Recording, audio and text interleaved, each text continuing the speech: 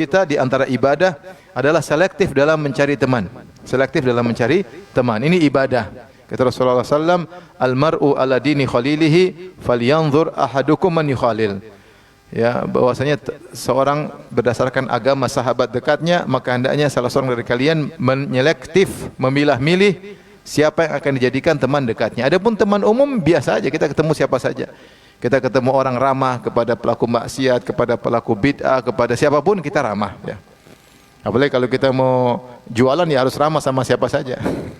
Jangan jualan kita supaya laku ya ramah. Tapi kalau jadi teman dekat, teman diskusi, teman jalan, teman safar, maka tidak boleh sembarang, tidak boleh sembarang karena berdampak dalam kehidupan kita dunia maupun akhirat. Betapa banyak orang rusak gara-gara salah berteman. Betapa banyak ibu-ibu rusak. Kenapa bergaul dengan ibu-ibu yang suka cari barang-barang branded, saking semangatnya bahkan yang KW-KW pun mereka beli. Kalau sudah punya barang yang seperti itu jadi bangga-bangganya, pola hidup dia berubah. Tadinya dia sederhana, tidak duniawi, yang dipikir akhirat, yang penting bisa dipakai, sekarang enggak. Jangan cuma yang penting bisa dipakai, tapi bisa buat gaya atau tidak. Akhirnya dia mulai rubah gaya hidupnya, akhirnya merepotkan suaminya. Itu tidak. Makanya suami jangan bahlul ya. Istri barang berganting susah sendiri. Nanti yang susah sendiri ya. Akhirnya istri ketemu orang kaya, "Abi ganti dong dompet saya." "Kenapa?" "Abi ganti tas saya. Itu orang teman-teman pakai tas saya malu." "Abi ganti sepatu saya." Ya. Nanti main ke rumah ada tetangganya baru beli kulkas baru, "Abi ganti kulkas baru dong, itu kulkasnya bagus." Ya. Nanti ketemu temannya lagi, temannya baru beli mobil baru, "Abi ganti mobil baru dong." Kamu bisa diganti enggak? Kamu minta ganti semua. Kamu bisa diganti enggak? Bisa diganti, Abi belikan bilang. Jadi subhanallah, jangan sampai salah bergaul ya. Teman itu penting. Ya, teman yang terbaik adalah yang buat iman kita bertambah. Ketika Rasulullah menjelaskan khairun nas alladzina idza ru'u dzukirallah. Orang yang terbaik adalah yang kalau dilihat akan buat kita ingat kepada Allah. Teman yang baik ada yang mengingat kepada akhirat, dunia sementara. Bukan teman yang ngajak kita duniawi terus. Setiap ketemu ngajak duniawi, setiap ketemu ngajak duniawi, setiap ketemu ngobrolannya duniawi, tidak bicara tentang akhirat. Ini teman yang harus kita hindari. Karena dia mempengaruhi pola hidup kita. Karena sesuatu yang sering kita bicarakan lama-lama merasuk di hati. Ya. Orang pertama misalnya ada lihat jam mahal, ngapain beli jam mahal gitu, bahlul beli jam mahal jam kok 1 miliar, bahlul lah. Tapi dia punya uang. Akhirnya dia ngobrol ketemu, "Ini bagus loh." Lama-lama dia ngobrol terus tentang jam, lama-lama masuk ke hatinya, lama-lama dia beli lebih mahal daripada temannya. Terbawa dia dalam style hidup tanpa dia sadari. Padahal enggak perlu. Itu manusia lemah, dia mudah terbawa. Kalau temannya enggak benar dia akan terbawa. Ya, terbawa. Kita dulu aja bicara sepeda. Sepeda aja kan coba waktu pandemi semua beli sepeda. Tapi loh, ini sepeda ini gini dari import. Padahal biasa-biasa, tapi karena kita bicarain terus akhirnya kita beli yang sangat mahal. Akhirnya bukan keperluan tapi untuk gaya. Akhirnya pola hidup kita mulai berubah. Kita lebih mementingkan gaya daripada kebutuhan hidup, dan itu berarti merepotkan kita di hisab ketika akhirat kelak. Ini contoh ya. Jadi jangan sampai salah bergaul. Tapi kalau bergaul sama kawan-kawan yang mengingatkan kita akhirat, maka saya selalu nasihati, kita bergaul meskipun kita kaya, jangan bergaul sama orang kaya. Punya teman-teman juga yang miskin, punya teman-teman juga yang susah. Jadi kita bergaul dengan variatif ya. Kita tidak terbawa pola hidup kita, sehingga kita bisa bersyukur melihat teman-teman kita yang susah. Kita bisa bantu mereka, cari pahala dengan bantu mereka. Nah, teman-teman ini bahaya. Taib. Faedahnya teman-teman, kalau teman itu soleh, maka kita akan kecipratan kebaikan. Kecipratan kebaikan. Bahkan kalau kita berteman dengan majelis ilmu, teman-teman majelis ilmu apa? Hum qaumun la yashqa jalisuhum. Majelis ilmu itu adalah suatu kaum, orang yang duduk bersama mereka tidak akan celaka, tidak akan merugi. Sehingga orang yang duduk di majelis ilmu, misalnya niatnya hanya sekedar pingin duduk-duduk aja, ngaji antara dengar dan tidur, seperti antum, ya, mana itu? Sebagian antum.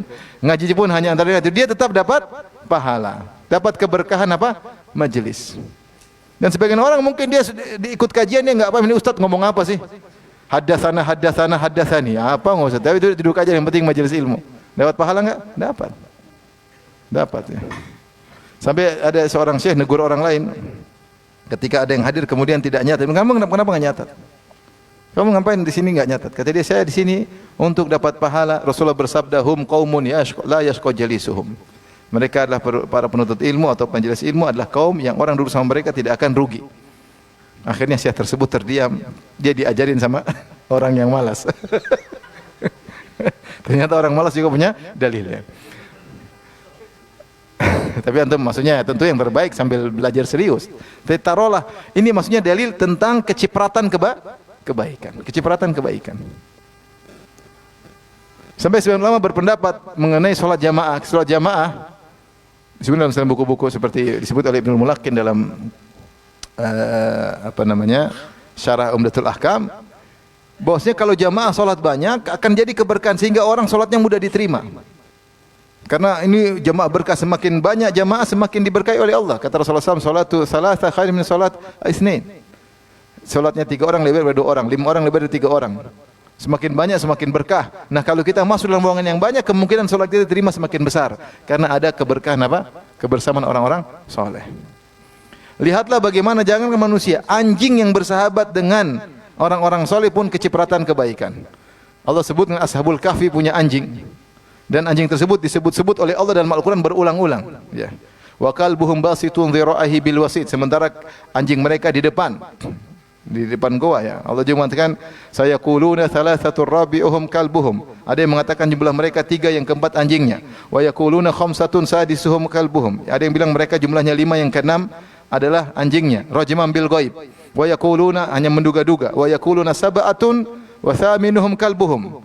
Ya, ada yang mengatakan mereka 7 orang Ashabul Kahfi, yang ke-8 apa? Anjing. Anjing ini disebut berulang-ulang dalam Al-Qur'an. Kita enggak pernah disebut. Kita enggak pernah disebut. Kita enggak pernah disebut. Tapi anjing ini kenapa? Dia cuma menemani orang-orang saleh. Kemudian dia kecipratan terkenal sampai para ulama tafsir berselisih. Siapa nama anjing ini?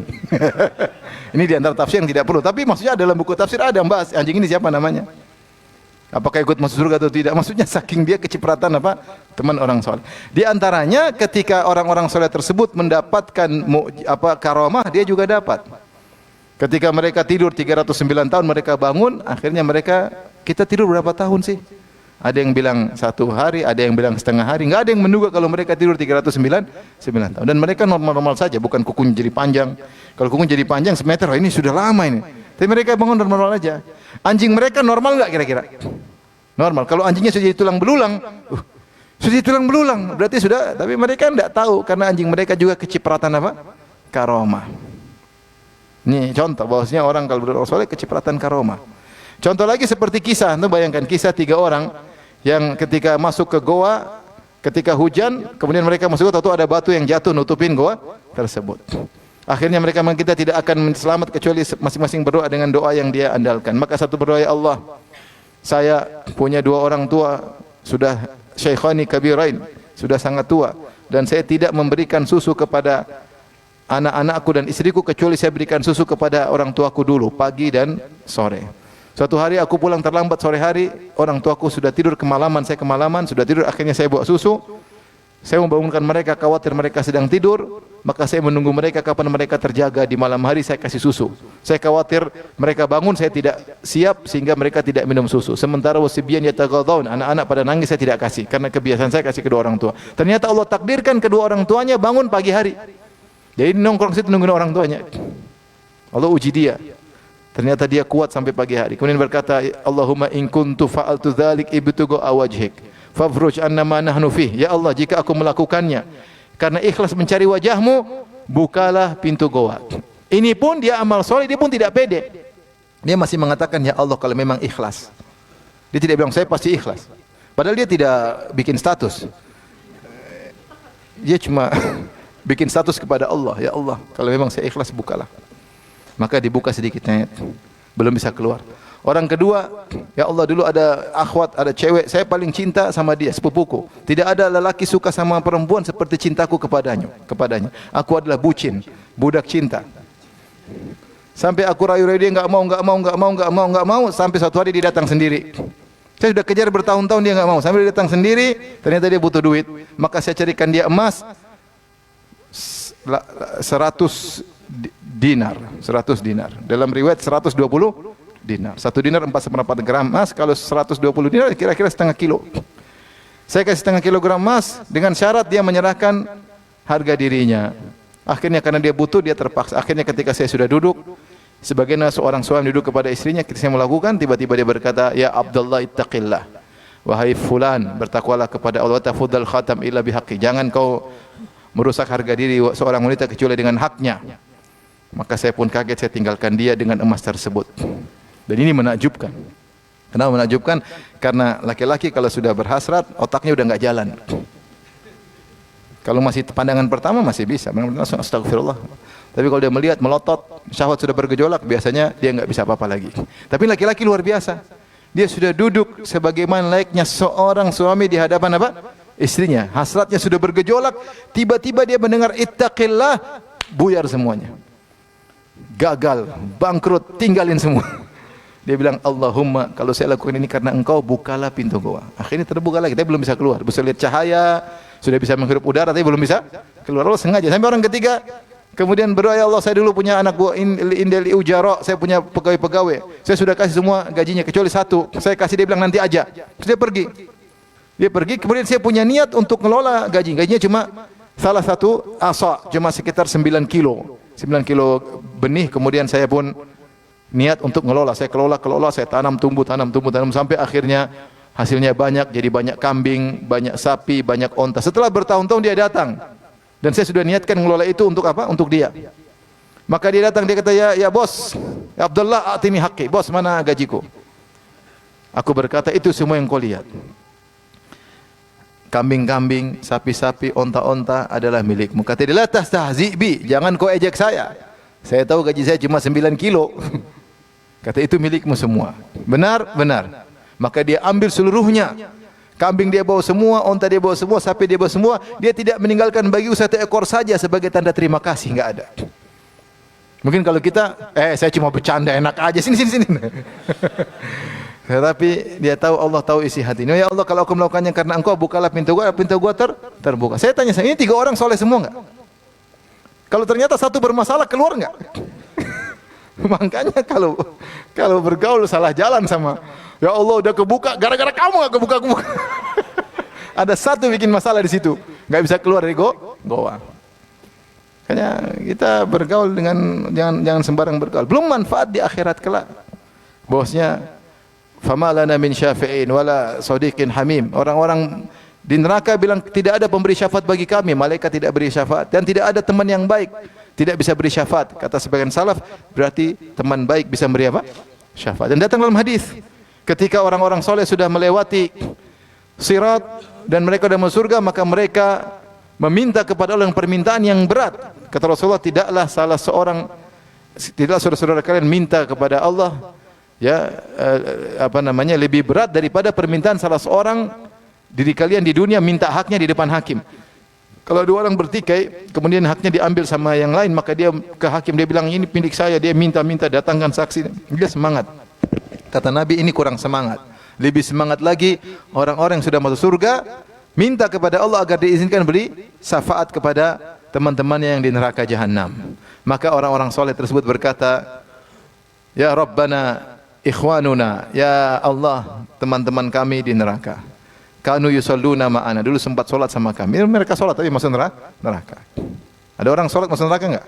Ada, mungkin solat tapi maksiat, mungkin nakal, zalim, masuk neraka. Kanu yusalluna ma'ana, kanu yasumuna ma'ana. Mereka dulu puasa sama kami, ya Allah. Bahkan buka puasa bareng.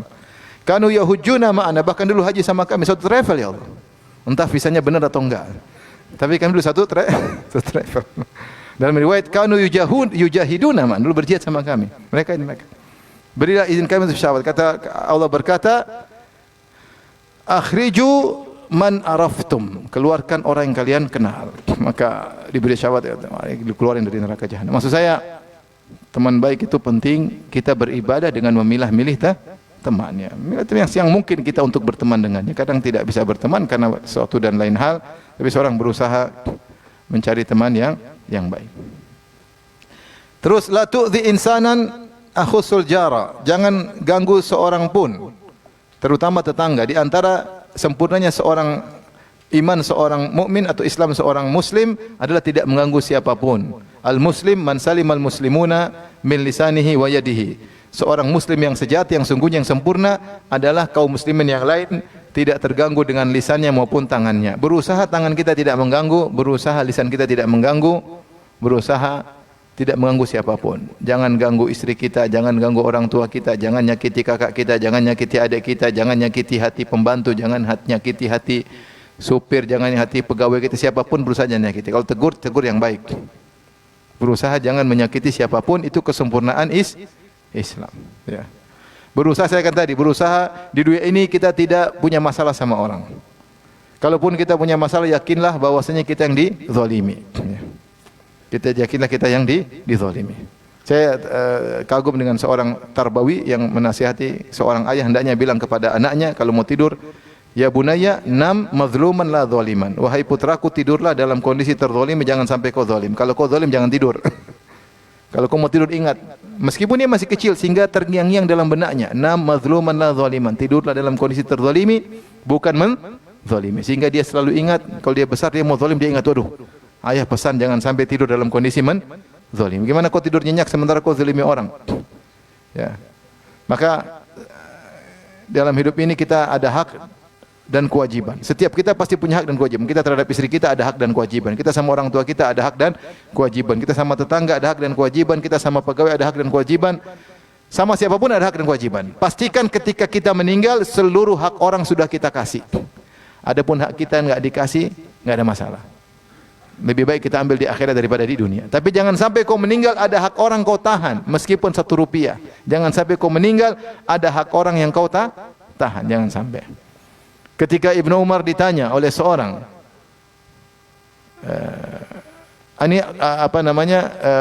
ajar alimni al-ilma kullahu, ya Ibnu Umar kabarkanlah kepadaku tentang seluruh ilmu. Maka Ibnu Umar menjawab, al-ilmu katsir, ilmu sangat banyak.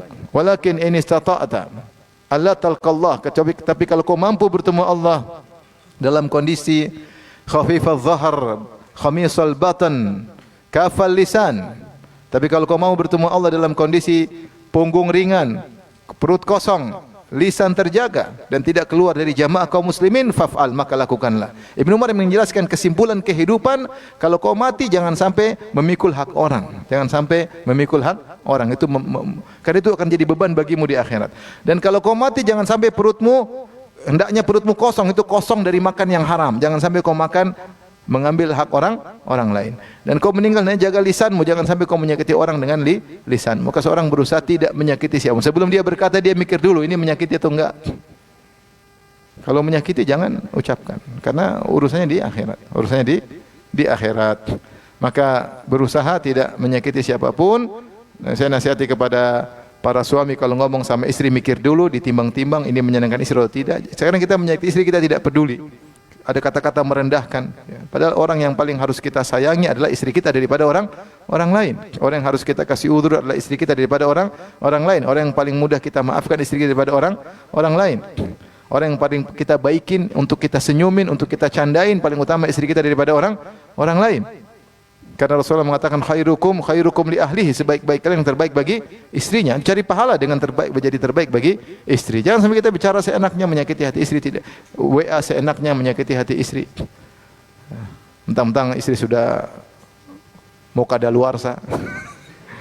Kemudian astagfirullah. Istri semakin tua, semakin kita kasih udzur, semakin kita sayang. Seharusnya demikian. Jadi jangan sakiti siapapun sebisa mungkin. Jadi kalau ngomong kita pikir dulu, mengucapkan statement mikir dulu. Jangan ceplas-ceplos. Ceplas-ceplos itu bahaya, bikin sakit hati orang lain. Ya, jangan sampai demikian. Terutama tetangga, orang yang utama jangan sampai kita sakiti tetangga, karena menyakiti tetangga dosa besar. Wallahi la yu'min, wallahi la yu'min, wallahi la yu'min. Demi Allah tidak beriman, demi Allah tidak beriman, demi Allah tidak beriman. Ya Rasulullah, siapa yang engkau katakan demi Allah tidak beriman sampai 3 kali? Kata Rasulullah SAW, man lam ya'man jaruhu bawa'iqahu, seorang yang tetangganya tidak merasa aman dari gangguannya. Makanya Rasulullah mengatakan, engkau berzina dengan 10 orang masih lebih ringan daripada berzina dengan istri tetangga. Engkau mencuri dari 10 orang lebih ringan daripada engkau mencuri dari tetangga. Ketika Rasulullah SAW ditanya tentang akbarul kabair, dosa apa yang paling besar? Maka Rasulullah mengatakan, anta ja'ala lillahi niddan wa huwa khalaqak. Engkau menjadikan tandingan bagi Allah untuk kau ibadahi padahal yang ciptakan engkau hanyalah Allah. Ini dosa besar pertama. Yang kedua, antuzani halilata jarik. Engkau menzinahi istri tetanggamu. Karena harusnya kita jaga tetangga kita. Tetangga kita lagi kebiri, kita jaga anaknya, kita jaga istrinya. Bukan kita malah berkhianat. Itu namanya khianat. Khianat itu apa? Kita melakukan kesalahan padahal dia percaya sama kita. Itu namanya apa? Khianat. Maka dosa kepada tetangga lebih besar berlipat-lipat dari kesalahan kepada orang lain. Bahkan sebenarnya mengatakan perkataan antuzani ada mufa'alah, yaitu ada rayu sedikit-sedikit, rayu-rayu akhirnya dari main mata sampai main yang lainnya. Akhirnya terjerumus dalam zina, dosa besar dan tidak tahu Allah ampuni atau tidak. Apalagi kalau kita gampangkan zina.